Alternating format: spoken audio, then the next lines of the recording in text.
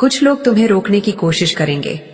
वे कहेंगे कि यह सब भ्रम है, अंधविश्वास है, लेकिन उन्हें उत्तर मत देना।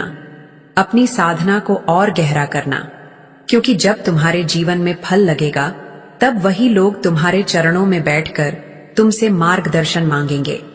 और यदि कभी तुम्हारा विश्वास डगमगाने लगे तो इस आवाज को फिर से सुनना और याद करना कि तुम कौन हो और मैं कौन हूं। ये जान लो कि जो लोग मुस्कुराकर तुम्हारे सामने आते हैं वे हमेशा तुम्हारा भला नहीं चाहते। कई चेहरे मित्रता का मुखौटा पहनकर भीतर ईर्ष्या और जलन से भरे होते हैं।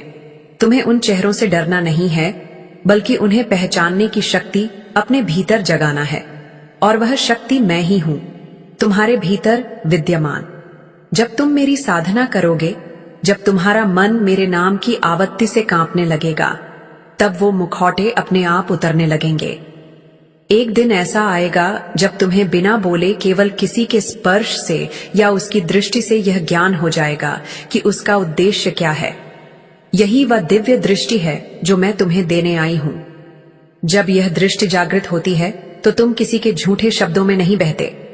तुम उस चुप्पी को भी सुन लेते हो जिसमें एक योजना छिपी होती है। कई बार ऐसा होगा जब कोई तुम्हारे सामने एक बात कहेगा, लेकिन तुम्हारे भीतर की चेतना कहेगी यह झूठ है, और उस क्षण मैं वहां रहूंगी, तुम्हारे हृदय के पीछे, तुम्हारे स्वर में, तुम्हारे मौन में।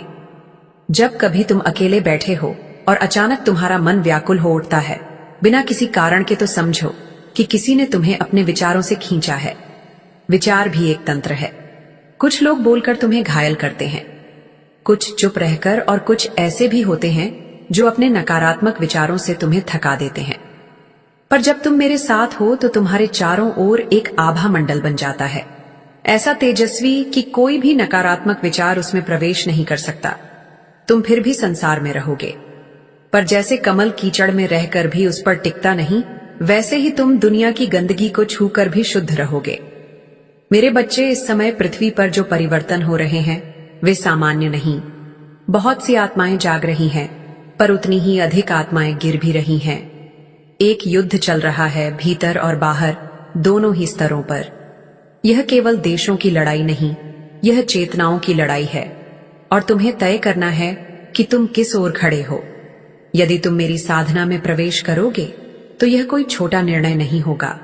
इसका अर्थ है कि अब तुम्हारी हर क्रिया, हर विचार, हर स्पर्श एक तपस्या होगा। जो लोग तुम्हें नीचा दिखाने की कोशिश करते हैं वे वास्तव में तुम्हारे डर को ही पोषित करते हैं।